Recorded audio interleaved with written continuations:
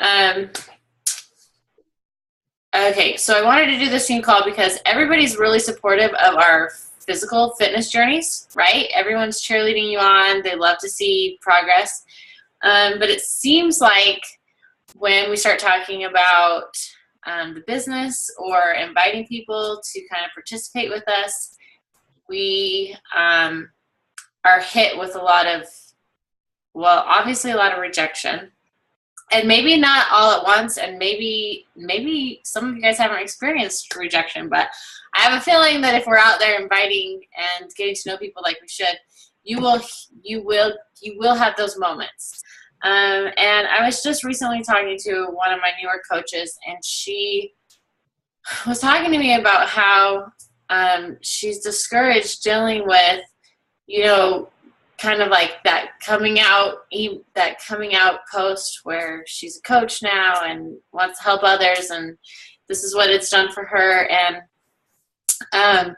she got positive feedback on that post, but a lot of close friends or family members are kind of like, oh, you're going to become one of those people, or oh, why would you want to do this, or that kind of thing. So, we talked about it, and I had some ideas, and I also want to kind of hear what your stories and hear how you have dealt with it and what kind of things you've had to deal with, because I think sometimes we feel like we're alone in our rejection or alone in not getting the support that we want, that we think that we need. So before we really get into it, though, I wanted to read you a really quick piece out of my personal development. And this is The Happiness Project. This is not the first time I've read this book. In fact, I pulled it out specifically for this call today. But she talks about how to have more energy. Because, okay, so the team call is kind of two-part, like how to deal with rejection, but also how to kind of change our energy. And she said something like, to feel more energetic, act the way I want to feel. She said, although we presume that we act because of the way we feel, in fact, we often feel because of the way we act. And she talked about how, there were moments where she did not want to play with her kids. She was too tired, and she wanted to just lay on the couch and watch a show or lay there and sleep or whatever. And she's like, mentally, she tricked herself into, have energy right now, jump off this couch and be like, let's go do this. And just by telling herself to do this, she willed herself to have the energy. I've totally done this, especially with working out. Have you ever started a workout and you're like, oh my gosh, I can't get through this workout. What was I thinking? But if you mentally are like, I'm going to just, you start talking to the trainer, they're not there, or, whatever it takes for you to get into it, you can change your energy. And so I do it with my workout. I do it with my kids as well. I do it with when I'm driving in the car and you're starting to fall asleep. I'm like, what am I going to do to change my energy? And you can change it. So that's with that. So there are moments in this business, and this is actually something that I have always struggled with this business, is when I am on fire, I'm on fire, and when I'm off, I'm off. I can't get my vibe to feel good. I don't want to sit at my computer. I don't want to have a conversation with somebody. I just don't even want to do it that day. And that is when I have to figure out, how do I change my energy? And even in that moment, I'm like, I don't want to change my energy. It's kind of like, have you guys heard that? Sorry that I'm just babbling on, but there's a phrase that says, when you don't want to pray is when you need to pray the most. And it's kind of like that with Beachbody training calls and personal development, because anytime I get done with a wake-up call, I'm on fire. I can be totally off and flip on one of those, and by the time I'm done, I'm like, okay, I'm going to sit down. I'm going to change at least the world for somebody. I'm just going to do this. But because when you're in that negative spot, you don't want to. Anyway, so it's like just willing yourself forward to get it done. Hopefully, like you can kind of follow my weird train of thought here. But so really like what helps me in the business side of it, get out of my funk or get out of those moments is hands down personal development. But even more so, I would say like specifically the national wake up calls. So I just have it on a podcast. I skip over all the chitter chatter at the beginning, all the recognitions and stuff. It's important, but it's not, anyway, got to prioritize, right? And I just get right into the juice of it, and it helps. So, okay, so that being said, I want to shift over to how we handle the rejection of this business, and how we handle when you have a close friend or somebody that is not supportive. So really quick before I keep jabbering on, have you guys experienced this? Have you guys dealt with any rejection or any like negative feedback for what you're trying to do? I see people are you laughing? Are you laughing, Stacey? No, I recently had this a lot because I was growing my network. And so I was friend requesting mutual friends. And for the most part, people would respond to my little message once they accepted just fine. But then all of a sudden I had 4 or 5 people that were just really rude about it. Like they were just mean. And it really got to me at first. And then I listened to Missy Reber's call about loving her team and loving who she's talking to. And that really changed my perspective, because before I think I was just messaging just to mark that off my list. But now I truly am wanting to get to know people, to, share with them myself, and not always expecting them to want to join a challenge group or join my team. Just, loving them and just wanting to help them in any way that I can. And that really changed my perspective. So when I do get those negative comments, I'm just like, hey, you know what? I just wanted to get to know you. I like to meet new people. And if you don't want to do that, that's completely fine. But I'm here if you ever want to make a friend, type of thing. So that's what's helped me.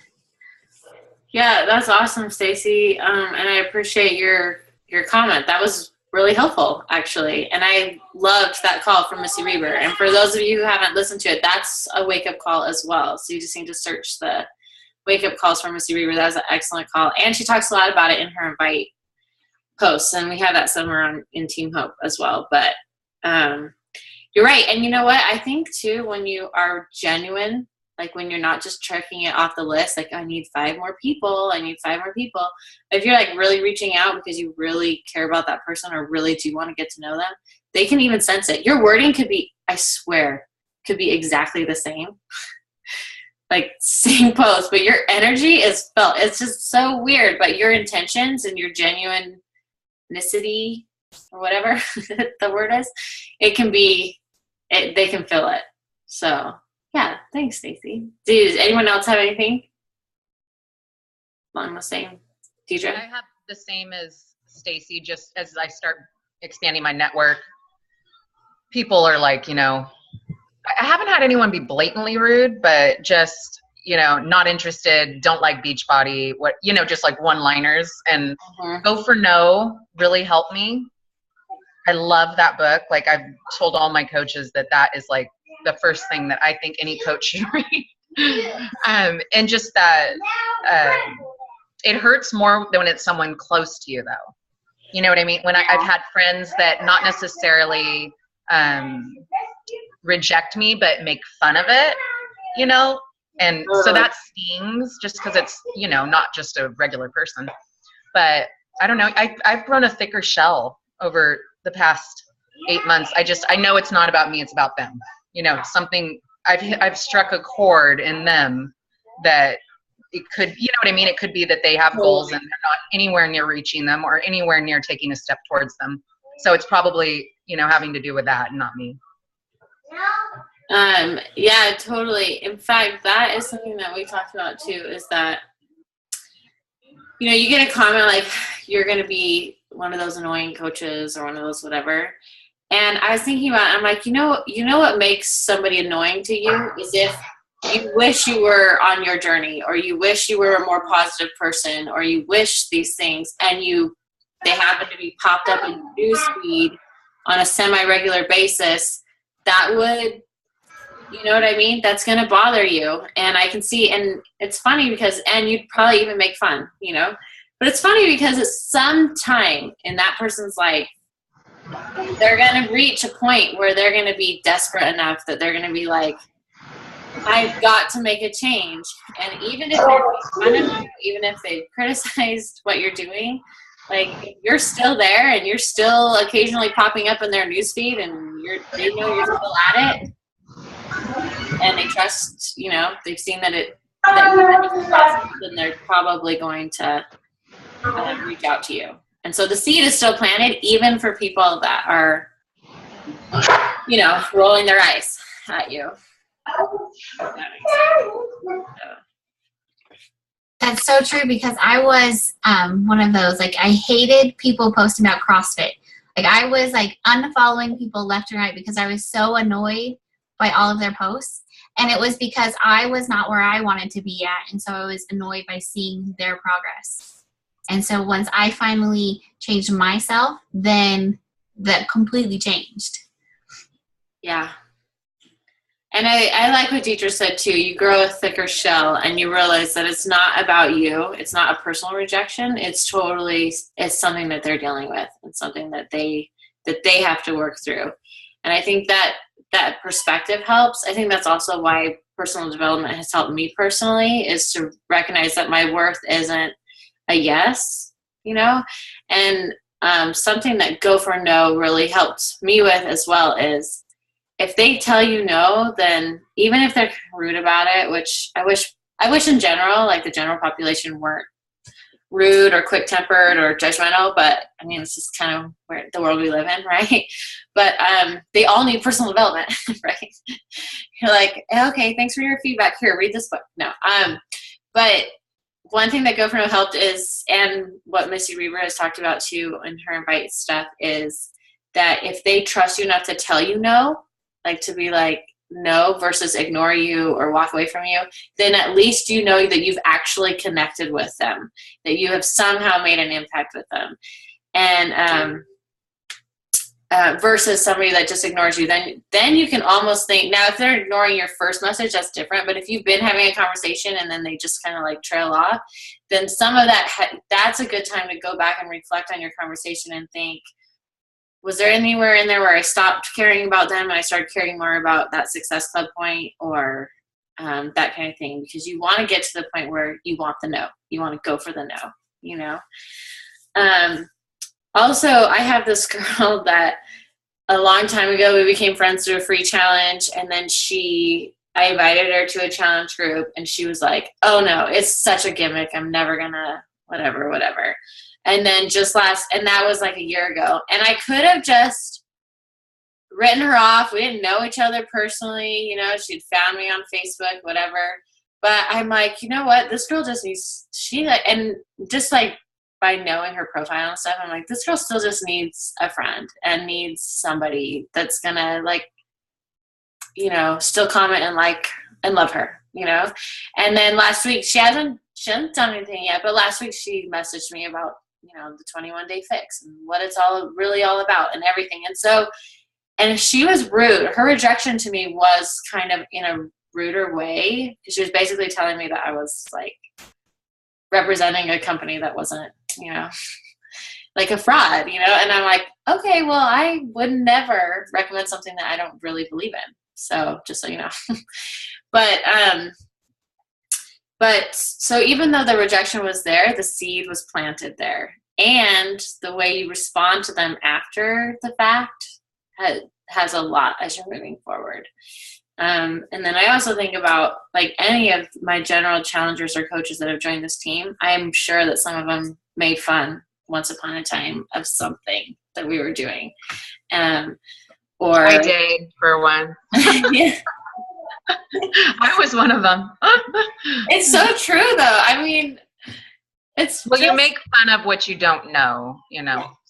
That, and that's the other thing. So you've either struck a chord or they don't really understand what it is you're doing.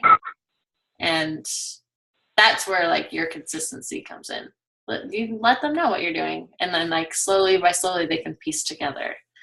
And then you have amazing coaches like Deidre who've had like incredible success. And I don't even know how many people you've helped, Deidre, but a zillion, you know.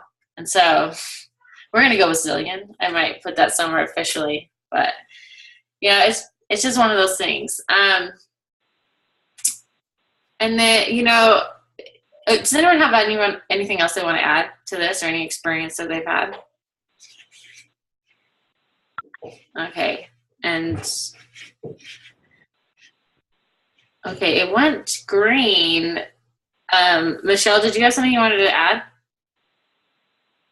Okay. I'll just double the Go For No. I'm reading it right now for the first time, and it's amazing. And I love the mind shift of I'm not going for yeses, because you want to be bold. You want to get the no up front so that you don't waste your time on the no's, but you can get to that one person who's going to say yes.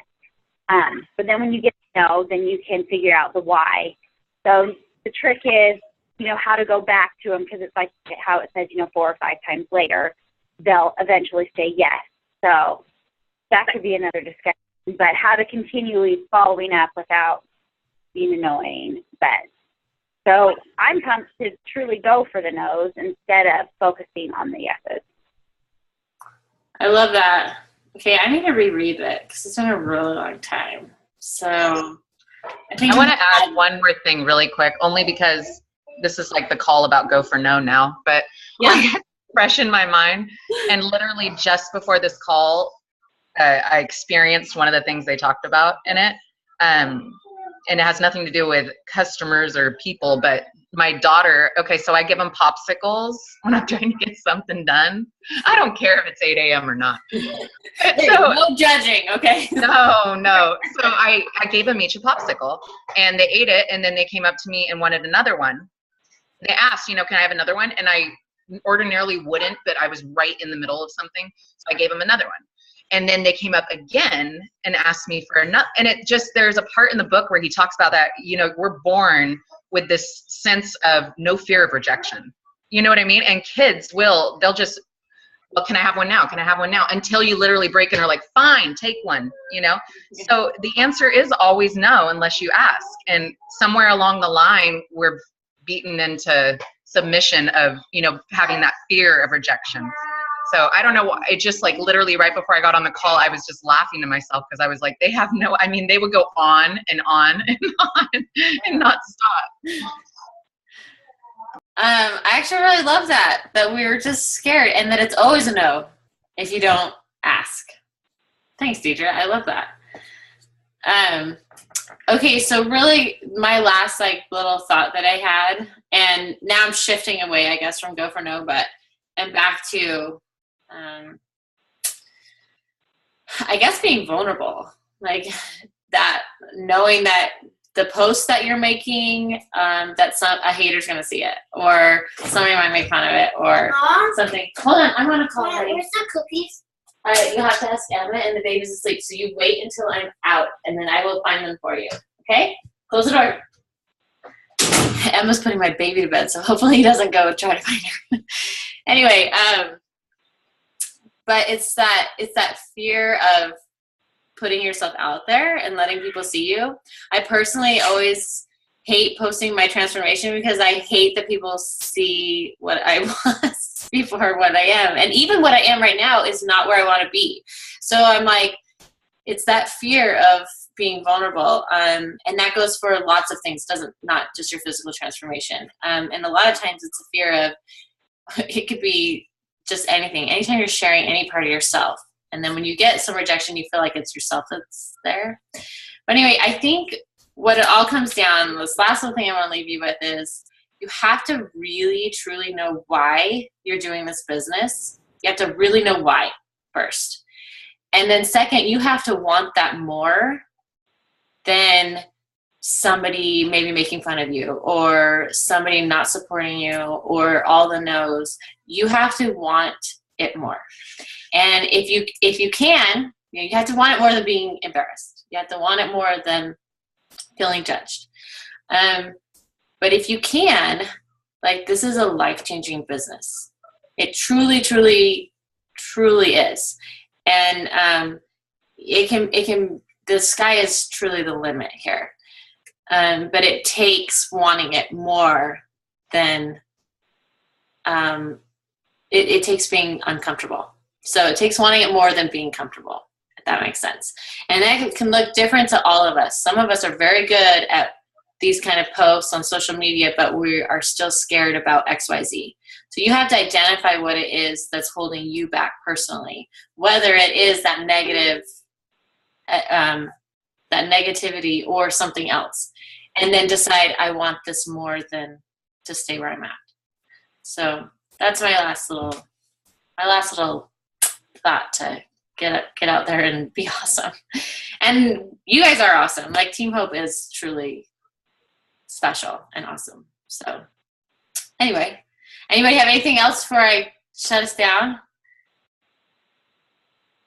Okay, thanks you guys for jumping on.